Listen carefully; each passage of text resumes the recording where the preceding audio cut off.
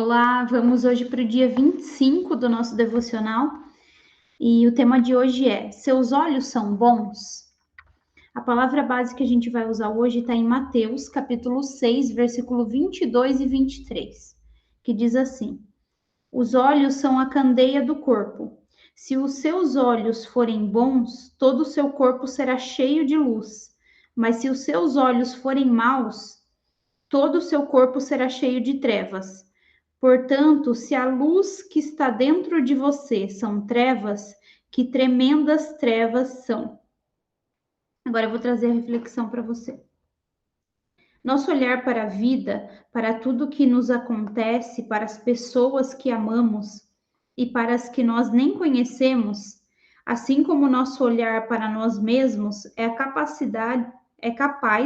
de definir o que viveremos e como as pessoas serão para nós. Quando Jesus nos adverte de que, se meus olhos forem bons, todo o meu corpo será cheio de luz, e que se eles forem maus, meu corpo será cheio de trevas, ele está nos ensinando nosso poder de criar a realidade que vivemos por meio do nosso olhar e do significado que damos ao que vemos. Os estudiosos da física quântica levaram centenas de anos para provar, por meio da ciência, o que Jesus nos falou no versículo que citei. Eles mostraram em inúmeros experimentos que quem cria a realidade é o observador, ou seja, a física quântica provou que nós criamos a nossa realidade por meio do nosso olhar para todas as coisas. Entenda o nosso olhar como aquilo em que creio, o que penso e o significado que dou. Se você quiser entender mais sobre esse experimento científico, acesse o QR Code a seguir. Daí eu vou compartilhar com vocês lá no grupo, tá? E aí, continuando. Que tal trazer esse princípio de Deus para a nossa vida? O que Jesus está nos dizendo é que meu olhar para a minha vida define como ela será. Meu olhar sobre mim, a maneira como me enxergo, o valor que eu acredito ter, o quanto eu me vejo capaz ou incapaz, merecedora de ser feliz ou culpada, e por isso não merecedora de coisas boas, criam os resultados que terei na vida. Porque o modo como eu me vejo determina minhas escolhas, determina as mesas nas quais me sento, as pessoas com as quais me relaciono, os negócios que faço, os meus sims e os meus nãos. O que eu acredito e o que eu não tolero viver por saber, por enxergar quem eu sou. Da mesma maneira, nosso olhar para as pessoas que são importantes na nossa vida define como elas serão para nós. Vou usar um exemplo na minha família para facilitar sua compreensão sobre como aplicar o que Jesus está nos ensinando. Eu tenho 3 filhos, um completamente diferente do outro, cada um com suas características próprias, com personalidades, dons e habilidades diferentes. Nenhum quietinho, todos sempre foram cheios de energia e criatividade. Você concorda que eu podia ter caído na cilada de comparar as habilidades de um com o outro e, por serem diferentes, julgar e considerar um mais capaz do que o outro, um mais inteligente que o outro, um mais criativo e mais ousado ou mais corajoso, e por isso achar que este ou aquele teria mais ou menos sucesso na vida? Certamente, por entender que cada um é único e foi criado por Deus de maneira perfeita para a missão que Deus pensou para cada um deles, eu e o Paulo nunca cometemos esse erro. Sempre usamos nossas palavras e nosso olhar para criar uma realidade positiva e de virtudes para os nossos filhos. Sempre valorizamos suas características positivas e sempre dissemos que eles não tinham mais valor ou menos valor para nós pelos erros ou pelos seus acertos, mas por quem sabíamos que eles eram.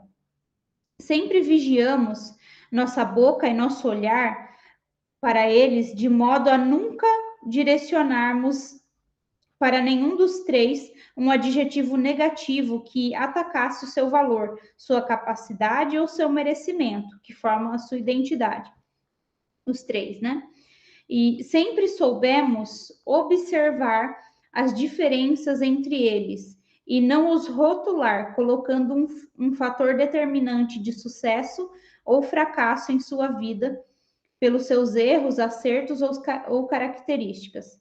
Nosso olhar para os três sempre foi de luz, sempre foi bom. Lembro que sempre ouvi pais e mães de amiguinhos dos meus filhos dizendo que criavam os filhos para o mundo. E na mesma hora que eu ouvia essa afirmação, eu sempre respondia a esses pais com amor e respeito, que eu pensava diferente e que nossos três filhos eram criados para Deus e não para o mundo. E ainda dizia em alto e bom tom que o mundo nunca iria conhecer meus três filhos. Alguns ficavam sem entender e acredito que outros se magoaram. Mas essa visão que eu e o Paulo sempre tivemos sobre nossos filhos era real e não estávamos dispostos a abrir mão dela para agradar ninguém. E quando olhávamos para eles e dizíamos que o mundo não os teria, estávamos criando uma realidade, um futuro e projetando aos nossos filhos uma visão do que desejamos que eles vivam. Nossas palavras e nosso olhar diziam que eles não compactuavam com os valores do mundo e que sempre fariam escolhas como quem não pertence ao mundo. E posso dizer que, até hoje, Júlia com 19, Mateus com 16 e Daniel com 7 tem funcionado. Outro exemplo é o de pais que sempre reclamam de seus filhos na adolescência, chamando-os de aborrecentes, dizendo que a casa virou um inferno. Todas as vezes que ouvimos isso, mesmo quando nossos filhos eram bem pequenos, eu e o Paulo dizíamos para nós e para eles que eram maravilhosos e que a aborrecência na nossa casa não existiria, pois a idade e os hormônios não tinham poder de tirar o pior deles. E assim aconteceu. Temos 2 filhos passando pela adolescência e é uma fase igual a todas as outras. Tudo acontece em paz, com alegria, amor e muita leveza.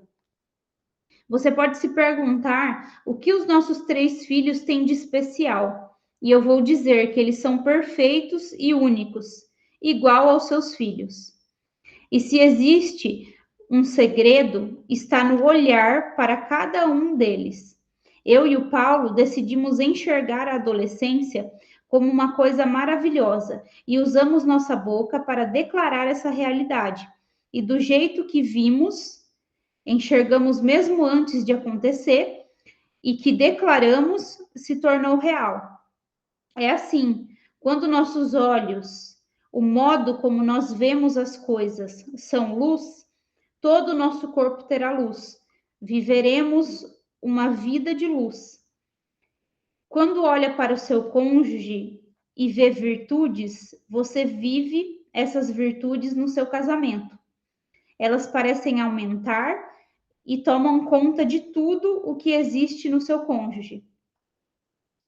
Da mesma maneira, se olha para ele e só enxerga as coisas que aborrecem ou entristecem, os comportamentos que levam a perder a admiração e colocam à prova o amor, esses sentimentos que inundarão o seu coração e sua alma, vai criar essa realidade.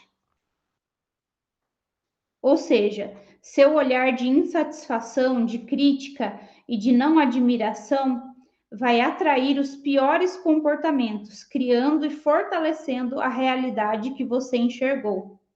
Então, muito cuidado com o que você está vendo. Esse olhar que cria a realidade é válido para todas as áreas da vida. A maneira como você olha para o dinheiro e para as suas finanças será o que vai viver. seu olhar para a sua saúde, sua conexão com seus pais e irmãos, sua vida profissional, seus amigos, está criando a realidade que você tem vivido hoje com cada uma dessas pessoas e nessas áreas da vida. Seu olhar para Deus tem definido o tipo de relacionamento que tem com Ele. Se Ele é seu Abba, seu Pai, ou apenas um Deus distante e punitivo. O que você tem enxergado? Então, essa é a reflexão que ela traz nesse dia de hoje, né? Que é muito, conecta muito com aquilo que a gente falou também no devocional de ontem, né? Mas aqui ela fala mais relacionado à visão, que é o quê? A maneira como você enxerga as coisas, é a maneira como você decide interpretar. Se você decide interpretar olhando do lado positivo ou olhando de maneira negativa, né?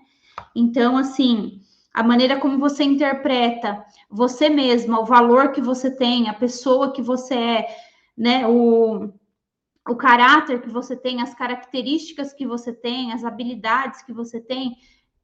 Se você admirar isso, se você olhar para isso de uma maneira positiva, se você buscar enxergar aquilo que já existe de positivo em você, isso aí vai gerar frutos, você vai se alimentar mais disso, isso vai multiplicar dentro da sua vida. Assim como também, se você colocar o foco no negativo, isso também vai multiplicar e se tornar a realidade da sua vida, né? E da mesma forma como a gente olha também para as pessoas, né? Isso tudo influencia nas nossas atitudes, nas nossas escolhas, nas decisões que a gente toma. Então, né, na nossa convivência, como que vai ser a nossa convivência? Como que vai ser a nossa qualidade emocional, né? Se nós vamos ser pessoas saudáveis emocionalmente ou se vamos ser sempre tristes, culpadas, depressivas, tudo isso depende do olhar que você tem para você, né? Sobre você e sobre a sua vida, em cada uma das áreas, em todas as áreas, a gente tem que prestar atenção qual é o olhar, como é a forma que eu tenho olhado para cada área da minha vida. E assim também em relação às pessoas, da maneira que eu enxergar elas, é assim que elas vão ser para mim, né? É isso que vai se tornar realidade. Então, assim, procurar olhar de maneira positiva e mesmo que pense, por exemplo, ah, não, mas naquela pessoa ali não existe nada de positivo. Eu não encontrei nada de positivo, ela já me decepcionou muito, me fez sofrer muito, não existe nada de que eu possa tirar de positivo. Então, que a gente possa olhar ela, além dos comportamentos dela, que a gente possa isolar o comportamento dela da identidade dela, entender que, poxa, não, eu não vejo nada de virtude nessa pessoa, não foi uma pessoa que foi legal na minha vida e tal, não tenho lembranças boas, mas ela também foi criada por Deus. Pode ser que ela ainda não seja filha de Deus, porque ela ainda não compreendeu, não entendeu ainda, não chegou o momento dela ainda. Mas ela é criatura de Deus, feita à imagem e semelhança de Deus, né? Eu até lembrei agora de uma passagem que diz que a gente não pode usar a nossa boca para abençoar, né, para louvar a Deus e para amaldiçoar os homens que são feitos à imagem e semelhança de Deus. De uma mesma fonte não pode sair água doce e água salgada ao mesmo tempo. Então, que a gente possa olhar dessa maneira, né, dessa forma, entendendo que, poxa, a pessoa é dessa maneira hoje, ela se comporta dessa forma hoje, mas ela pode ser, por exemplo, um milagre, né? Daqui a algum tempo, se você começar a olhar para ela com amor, com misericórdia, olhando para ela com o que Deus pode fazer na vida dela, ela pode se tornar um milagre depois, ela pode se tornar um testemunho depois.